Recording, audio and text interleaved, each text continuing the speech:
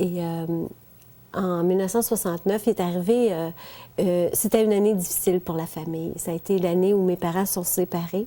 Ils se sont séparés parce que mon père avait posé des gestes incestueux envers moi. Et dans ce temps-là aussi, ma mère, la décision qu'elle a prise, a dit, c'est le père qui sort et non la fille. C'est pas elle qui est malade, c'est lui. Il est venu comme un enfant, mais non comme il pensait. Lion de Judas, agneau de Dieu, glorieux conquérant, homme de douleur, lion de Judas, cloué aux mains, puissant rédempteur, précieux sauveur.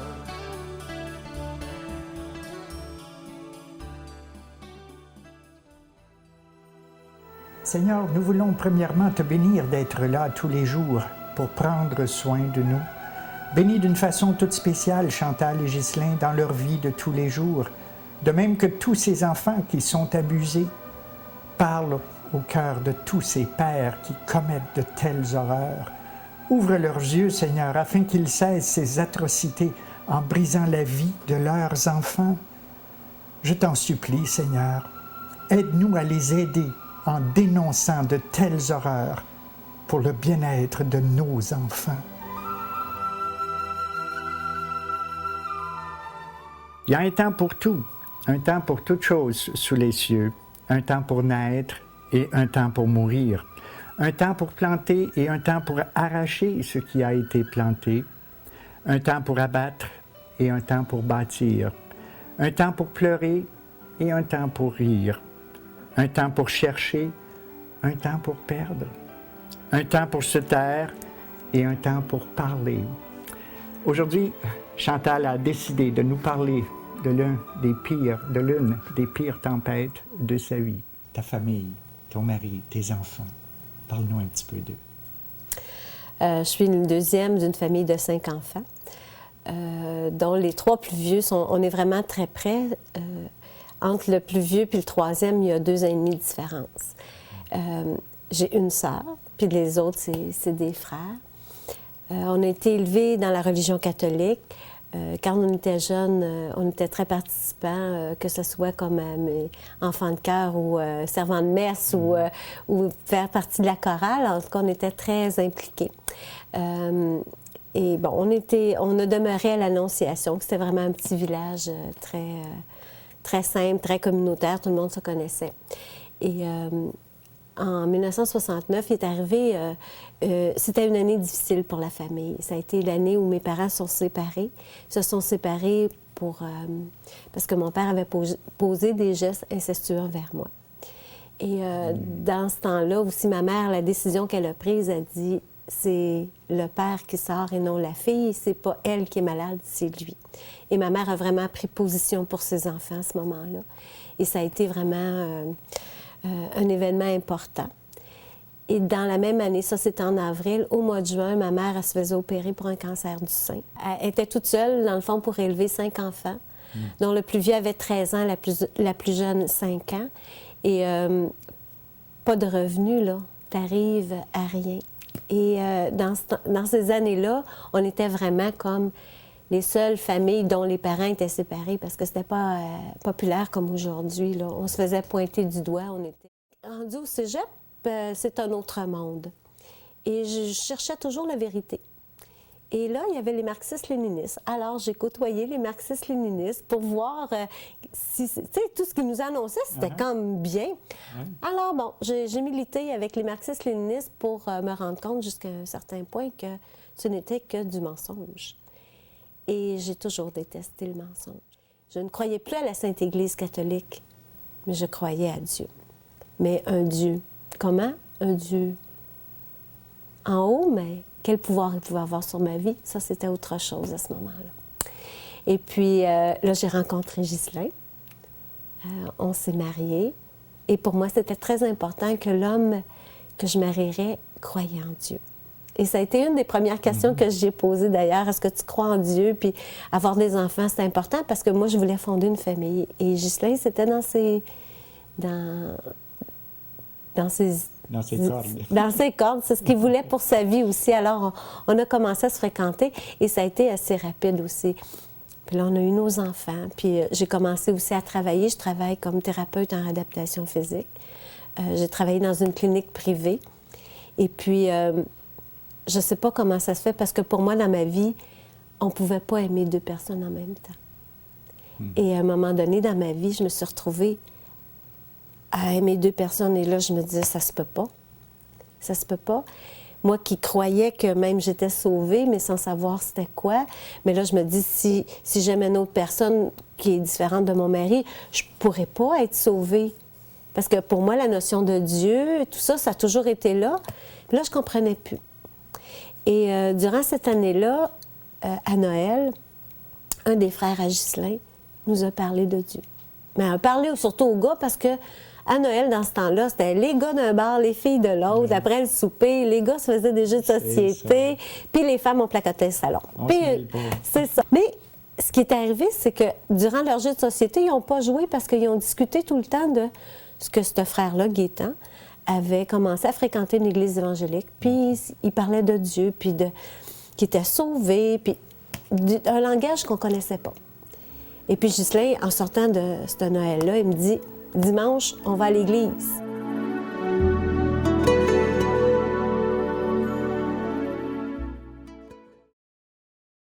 Et c'est curieux que tu sois là aujourd'hui parce que c'est toi le premier qui nous a accueillis dans cette église-là. Oh my. La première fois qu'on est rentré à l'église, la majorité des gens étaient partis à Parkside et toi, tu avais resté là et tu savais qu'on allait là ce matin-là. Et toi, ton épouse, vous nous aviez accueillis en nous nommant. Hey, c'était impressionnant. Ouais, tu parles, là. Et c'était particulier aussi parce que quand Ghislain, elle est là, moi, je n'étais pas convaincue. Je n'étais pas convaincue. Puis là, je me disais, il est en train de se faire laver le cerveau. C'est là quand même que j'allais, puis je voulais découvrir la vérité. Et ça a toujours été dans ma vie de vouloir découvrir la vérité. Et plus j'entendais des enseignements, bien, plus je me rendais compte que c'était vrai. Même si sur le coup, des fois, je disais « Ah, c'est pas vrai, c'est pas ça que Dieu dit. » Puis là, tu regardes dans la parole de Dieu, tu dis « Oui, c'est exactement ce que Dieu dit. » Et avec le temps, bien, j'ai vraiment mis ma confiance en l'Éternel. Et c'était quelque chose que je disais ouvertement aux gens. Bien, moi, je me confie en Dieu. Moi, je crois en Dieu. Dieu a changé ma vie. Moi, là, j'ai compris un jour que j'étais séparée de Dieu. J'avais beau y croire, mais le Dieu à qui je croyais, là, c'était un Dieu qui n'avait pas de puissance. C'était un Dieu punitif. Mais c'est pas ça. Dieu, le vrai Dieu, c'est un Dieu d'amour, un Dieu juste, qui punit, oui, celui qui doit être puni, mais qui relève celui qui tombe si on s'humilie devant lui. Et j'ai reconnu que j'étais pécheur. Et ça m'a pris 9 mois de fréquentation d'église, d'études, de compréhension, de prière, pour vraiment prendre position et dire, oui, je crois. Oui, je me confie en Dieu. Oui, tu es le seul Dieu, le Tout-Puissant, qui peut changer ma vie. Je crois que Jésus-Christ est mort sur la croix, qu'il a versé son sang pour me purifier de tous mes péchés. Mais ça, il fallait que je reconnaisse que je sois pécheur. Mais moi, j'étais la bonne petite fille. Mais il y avait une repentance de ta part. Oui, mais là, j'ai compris un jour que la bonne petite fille, elle n'est pas sans péché. Parce que quand on dit on est du bon monde, le bon monde n'est pas sans péché. Et c'est de reconnaître que j'étais pécheur. Et c'est là que j'ai reconnu que j'étais pécheur et que Dieu avait envoyé son Fils par amour pour moi. Hey, il m'aimait en tabarouette, là. Tu sais, pour moi, il s'est sacrifié de son Fils pour me permettre d'être en contact avec lui maintenant et pour l'éternité. C'est vraiment mon espérance de vie aujourd'hui. Là, c'est bien beau. Tu te dis, la vie est belle, je me marie, on avait 2 enfants, c'était bien. Et j'avais un travail, Ghislain aussi. On est bien, on s'aime. Ghislain était sauvé aussi. Aussi. Mais c'est lui le premier, hein, parce que là, lui, au contraire, j'avais tellement peur qu'il se fasse laver le cerveau au début que je le suivais de près pour être sûr. Pour lui, ça a été vraiment une révélation en disant, regarde, c'est ça que je cherche depuis longtemps, c'est toujours ça que j'ai cherché, et voilà. Mais là, c'est ça, avec la petite vie, le petit train-train, on est bien, on est amoureux, on est en paix. On sert le Seigneur, on est impliqué à l'Église et tout ça. Et voilà que la maladie frappe. La tempête. Oui. C'est parce que tu dis, ah, ça va bien, mais là, c'est le cancer du sein que j'ai eu. Je sens la petite bosse. OK, on va voir le médecin. Mais la petite bosse, elle a grossi rapidement. C'était épeurant. Dans l'espace d'un mois, j'avais le sein double de l'autre quasiment. Mais j'ai eu un médecin extraordinaire. Tu sais, quand on dit on prie, là, Dieu s'occupe de nous. Et je me suis surprise à dire combien de fois Dieu a calculé les eaux de la terre dans ses mains. Hein, comment il y a d'eau sur la terre. Et moi, je suis dans la surmain de mon Dieu. Quand même, je m'énerverais, là. Qu'est-ce qui peut m'arriver? Je ne tomberai pas en bas, je suis dans sa main. Et combien de fois j'ai pu dire ça? Puis là, bien, c'était vraiment le moment de le vivre. La parole, c'est facile quand on n'est pas dans l'épreuve. Mais là, c'était de le vivre. Et c'est ça. Quand je disais à mon médecin, il m'a appelé au travail pour me dire les résultats. À 3h30 l'après-midi, j'avais un appel à mon travail. Et à 5h, j'avais un rendez-vous avec le chirurgien. Et c'était rapide? C'est plus rapide que ça se peut pas. Ouais. Vraiment. Et de tous mes traitements, ça s'est fait vite comme ça. Et tout de suite, ils ont désiré que je commence la chimiothérapie parce que c'était trop invasif. Alors, il fallait le diminuer au maximum avant d'opérer parce que sinon, ça serait propagé partout. Okay. Alors, j'ai eu des traitements de chimiothérapie. J'ai perdu mes cheveux, mais vous voyez, ça a repoussé. Ça a repoussé de plus belle. C'est ça, j'ai perdu mes cheveux.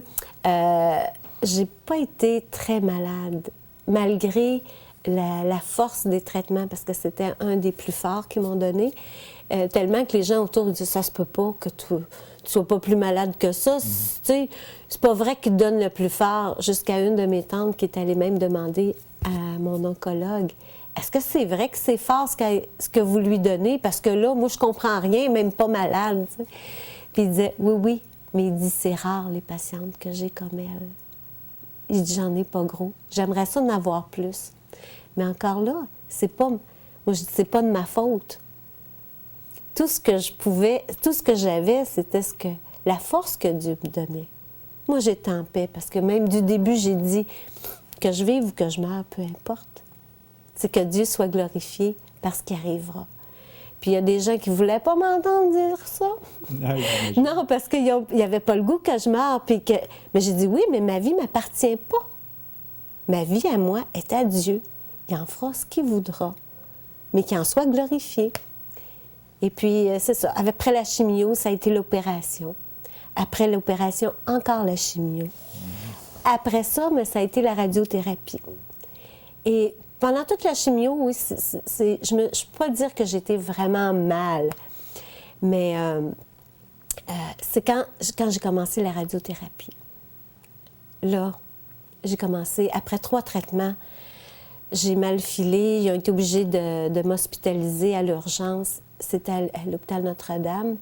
Puis là, ils m'ont diagnostiqué une péricardite, l'inflammation au niveau de l'eau autour du cœur. Mais j'avais une douleur, là, c'était un coup de poignard sans arrêt, à chaque respiration. Puis là, bon, ils ont retardé un peu mes traitements, fait que j'ai quand même fait mes 20 traitements de radiothérapie. Et le dernier traitement, je voulais fêter ça. Ma mère est venue à toutes les fois avec moi, fait que j'ai dit, dernier traitement, mais on fête ça, on va manger au resto.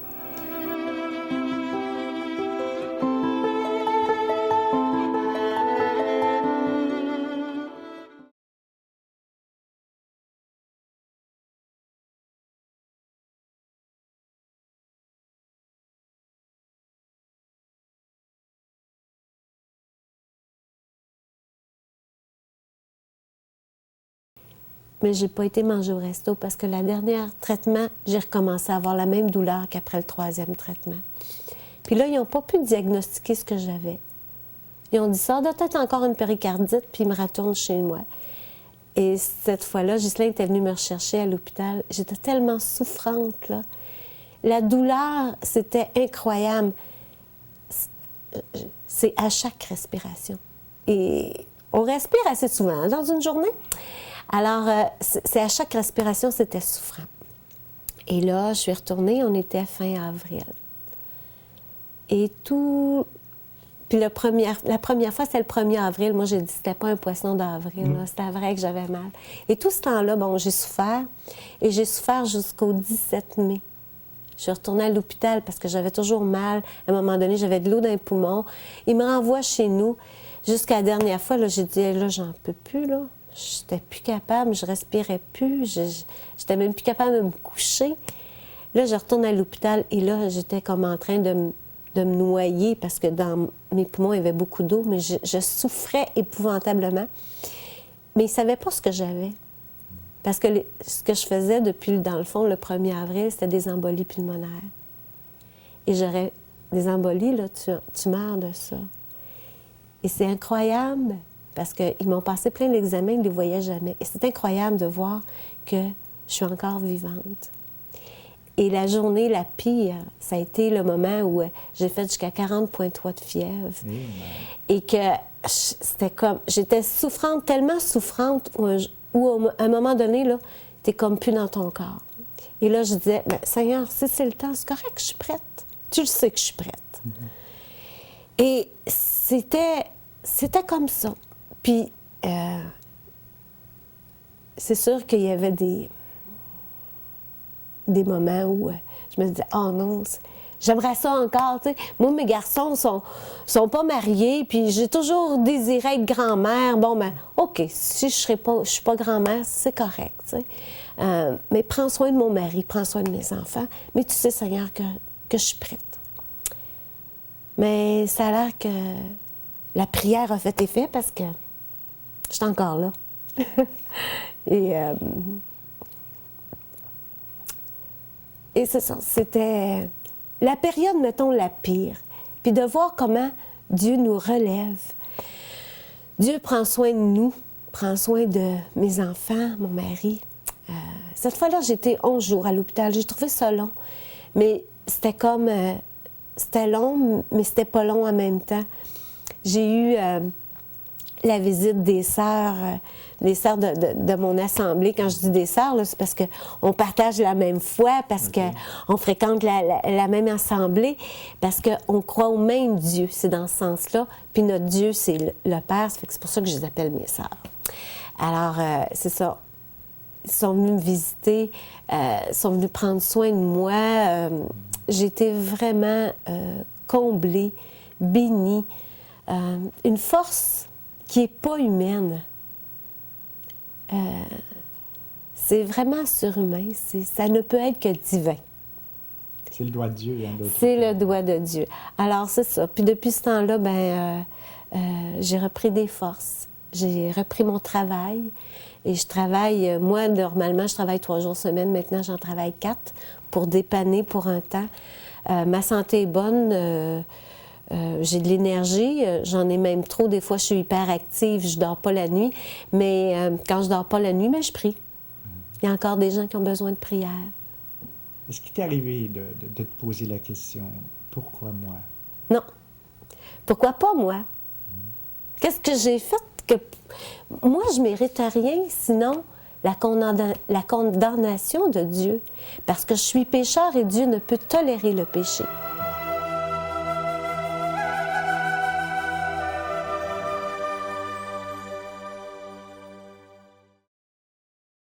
Évidemment, dans cette tempête-là, vous étiez dans la même barque. Et Ghislain, comment est-ce que Ghislain a vécu ça avec toi? Il était présent. C'est pas un homme qui s'exprime beaucoup, Ghislain, mais c'est un homme qui est présent, qui c'est ça, qui ressent.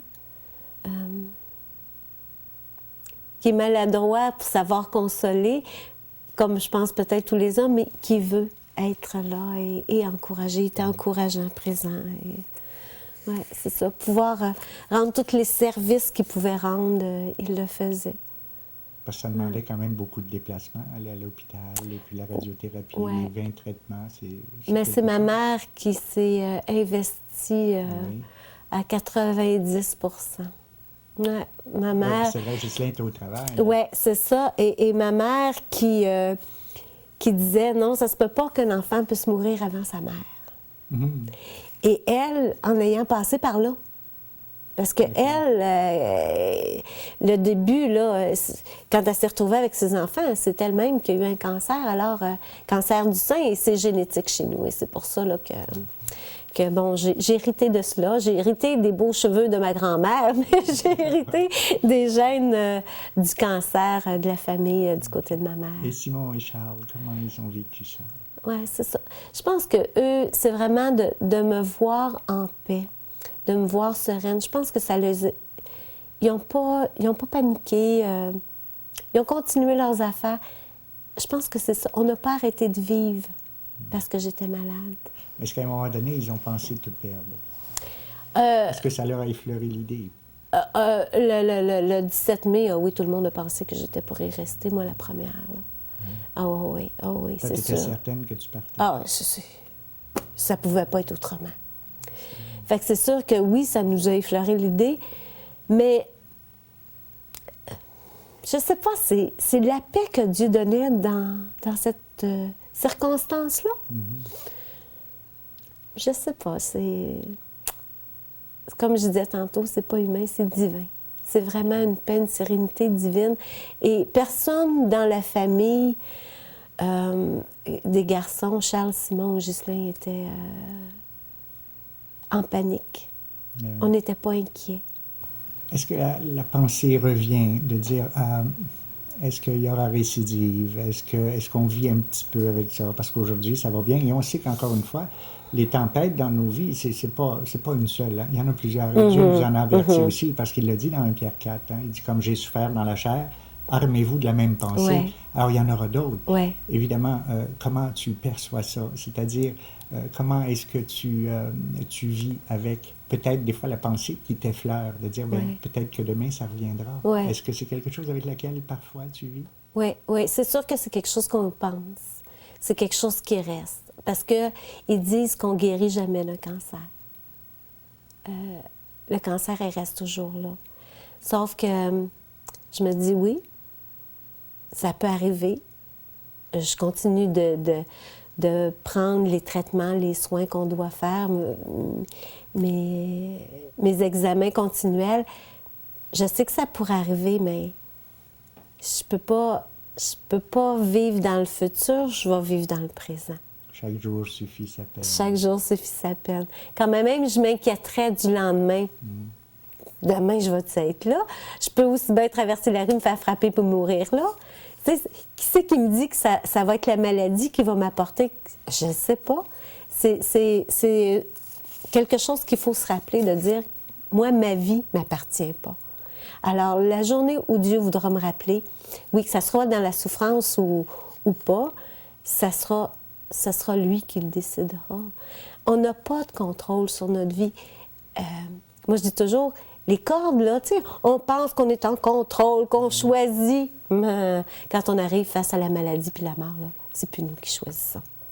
Est-ce qu'il y aurait, par exemple, un encouragement que tu pourrais offrir ou donner à ceux qui nous écoutent sur la tempête, l'épreuve que tu as vécue? Se confier en l'Éternel. On ne peut que se confier en lui pour avoir la paix, la sécurité. Savoir qu'il peut tout. La mort, la vie, la maladie, il peut tout pour notre bien. Mais il faut le connaître. Il faut connaître Dieu. Et qu'on soit dans l'épreuve ou pas, il faut connaître Dieu. Et c'est mon plus grand souhait pour les gens autour de moi, pour les gens qui écoutent, c'est qu'ils puissent connaître Dieu. C'est vraiment la seule source de vie. la seule espérance qu'on peut avoir aujourd'hui, parce que l'être humain, il se fane. Hein? J'en sais quelque chose. On fane. Mais Dieu, il est éternel et il nous offre l'éternité avec lui. Et je vis maintenant, déjà, un peu de ce que c'est l'éternité avec Dieu. Fait que qu'est-ce que je peux souhaiter aux gens pour les encourager, c'est de connaître Dieu, puis de vivre cette espérance-là avec lui. Amen. Amen. Chantal, comment te remercier? Te remercier pour tous ceux qui ont écouté, parce que je sais que parmi toutes ces femmes qui ont écouté, il y en a plusieurs qui sont passées par une épreuve semblable et ça n'a pas été facile pour eux. Et de le partager ouvertement, c'est tout à ton honneur. Alors merci de nous avoir reçus et merci de nous avoir partagé ce beau témoignage. La semaine prochaine, celui qui m'a conduit au Seigneur, c'est-à-dire mon Père spirituel, Fernand Godin. À la semaine prochaine et portez-vous bien. à ses côtés. Serait-ce bien lui, fils de charpentier, un homme mourant pour nous, agneau tout-puissant, condamné à mourir sur une croix, lion de Judas.